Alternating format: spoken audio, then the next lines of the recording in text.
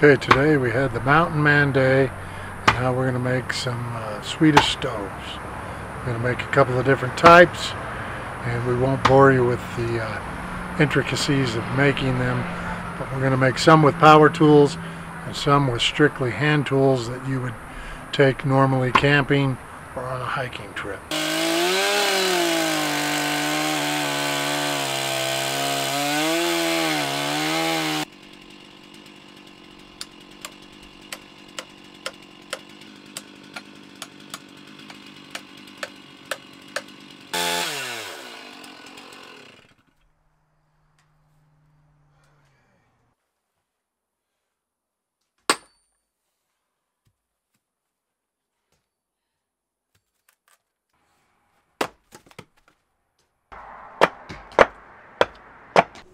Alright, here we have the 4 different styles of Swedish stoves, Swedish torch, rocket stove, whatever you want to call it.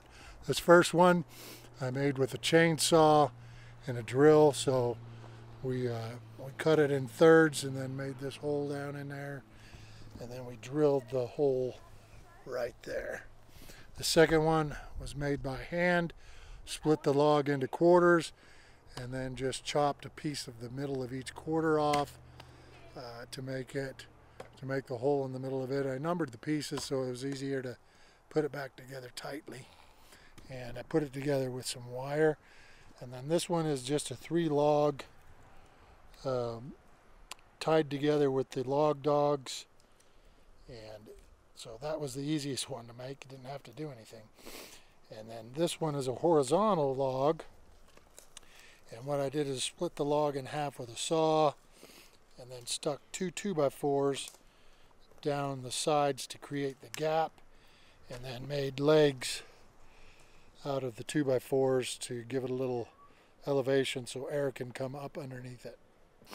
Okay, so to light this stove, we've got some saw shavings from the chainsaw. We're going to stuff them down in that hole. So go ahead and stuff them down in there.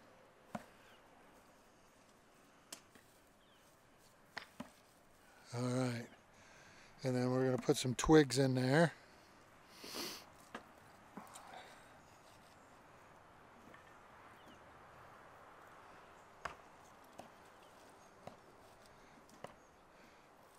And then, last but not least, we're going to throw some little wood chips that when we carved with the axe that hole out, we ended up with these, and we're going to put those down in there.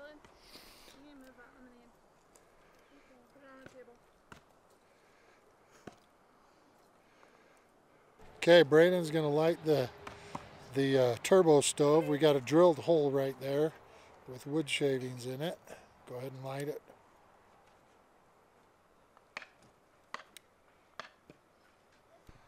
Okay, we got this baby starting to smoke. So the chimney effect is working. Now we got flames coming out. Okay, this one was made with an axe, and it is by far and away taken off the fastest. It's got those rough inside edges because we chopped it with an axe, so it's really taken off already.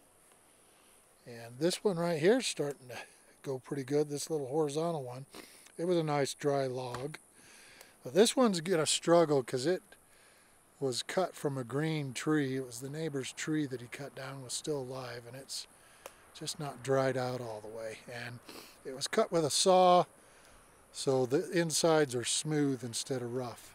So I don't know if we could see this, but it's already starting to char the logs and climb up on the 3 log system. And that one might not be too bad to throw a pan on top because it's not overly hot. That thing right there is out of control. It's just, yeah, there's no cooking on that. That's too hot. And that one is just way too hot as well. But this one looks pretty good. Using the wetter log might have been a good idea to keep the heat from getting too crazy. Okay, there's the brat hanging down in the triple log, just roasting vertically by itself. hanging from that little hook system right there. Made this little grill sit on top, and now we got the chili just warming up right on top. Okay, the Swedish torch has been burning for 2.5 hours. Look at that in there. Now take a look at this. I could touch it on the outside of the log, and it's been burning for 2.5 hours.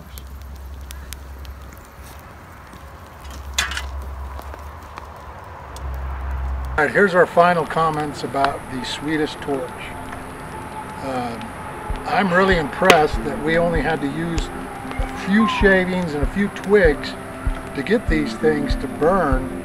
You would never get a fire going like that just in a pit, just with a couple of shavings and a handful of twigs, and throw a giant log like this on it. It would never work. This has worked amazingly, and what we found is using a green piece of wood, it's burning great, and it's burning for a long, long time. So what's your final comments on the Swedish torch? Thumbs up or thumbs down? Thumbs up.